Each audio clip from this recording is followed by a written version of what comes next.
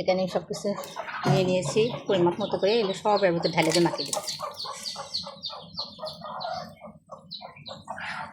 পরিমাপ মতো তেলটাও দিয়ে দেবো।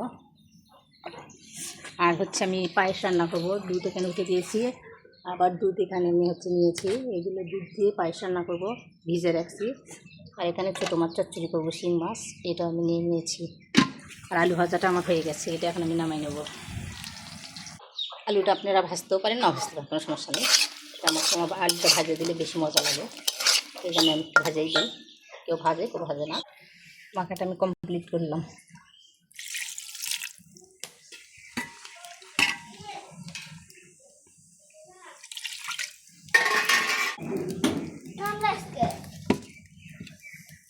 এটা এখন এখানে হোক, দেখছেন নি ব্যাপারটা। শাশুড়ি মেয়ে আসা বলে কথা বাবা।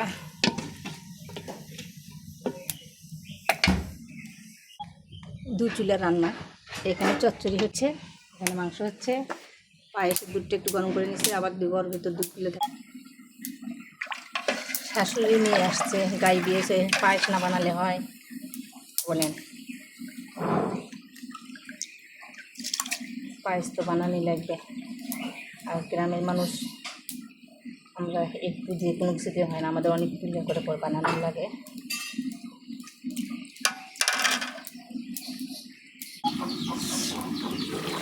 আমার জামাই এত আলু খাই, বুঝছেন যে তার কোনো তরকারির মধ্যে আলু না দিলে মনে হয় চলে না। সব তরকারির মধ্যে আলু দেওয়াই লাগবে। তবু তো আর নাই, বাবা আছে, মা আছে, ও আসলে সবটার মধ্যে আলু দেওয়ার লাগে। আলু দিলে নাকি বলে সেই মজা লাগে। দু চুলের গুণ দেখেন, একটা রান্না হয়ে গেছে, চচ্চড়িটা আমার হয়ে গেছে।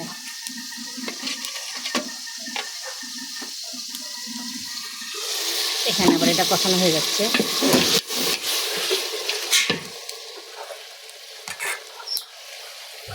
এই যে আলু দিয়ে গেল।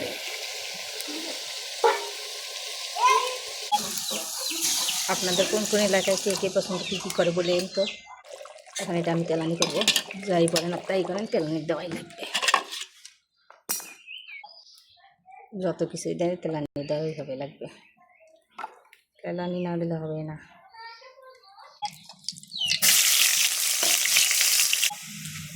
হয়ে গেছে,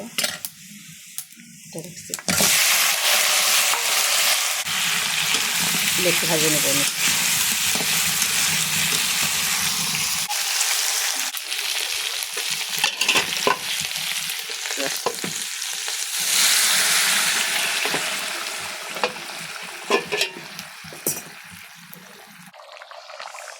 মশলাগুলো ওকে হয়ে গেছে রান্না, হয়ে গেছে।